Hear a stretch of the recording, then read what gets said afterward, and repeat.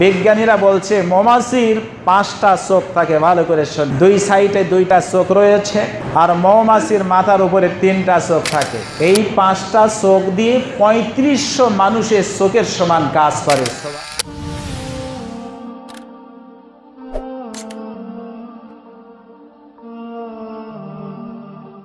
মৌমাছির দিকে লক্ষ্য রেখে দেখেন, সূরা নহলের মধ্যে আল্লাহ পাক বলেন, ওয়াহা রাব্বুকা ইলান নাহল।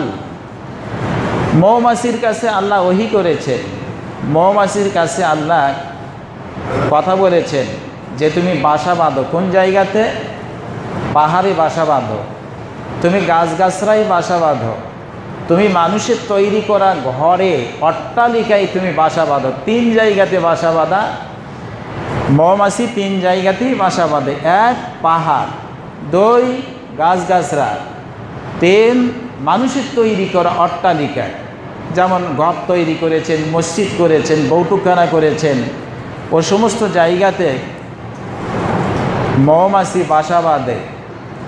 আল্লাহ রাব্বুল আলামিন বলেন, ফল থেকে ফুল থেকে তারা খাদ্য সংগ্রহ করে, এগুলি খাদ্যগুলো আবার এক জায়গাতে সঞ্চিত করে, একত্রিত করে, সেটা আবার বিভিন্ন কালারের হয়। আল্লাহ রাব্বুল আলামিন বলেন, ফিহি শিফাউন লিন-নাস।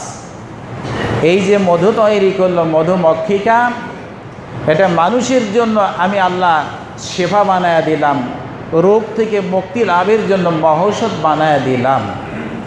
আল্লাহ পাক মানুষকে কৌশল দিয়েছেন, পাশাপাশি অন্যান্য জীব জন্তুকেও আল্লাহ পাক কৌশল দান করেছেন। মৌমাছির কথা কি এখানে শেষ হয়েছে? শেষ হয় নাই। বিজ্ঞানীরা বলছে মৌমাছির 5টা চোখ থাকে, ভালো করে শোনেন। 2 সাইডে 2টা চোখ রয়েছে, আর মৌমাছির মাথার উপরে 3টা চোখ থাকে।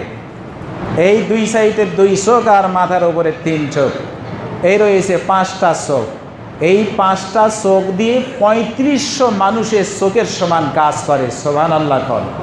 আল্লাহ কত ধী শক্তি সম্পন্ন, কত প্রখর তীক্ষ্ণ শক্তি সম্পন্ন একটা ছোট্ট প্রাণী মৌমাছিকে তৈরি করলেন। তার ঠোঁটে যা কিছু আসে তার নাম মধু। ফিহি শিফাউন লিন-নাস। মানুষের জন্য আল্লাহ মহৌষধ বানায় দিয়েছেন। মানুষ চিন্তা করতে পেরেছেন, গবেষণা করেছেন, দেখেছেন।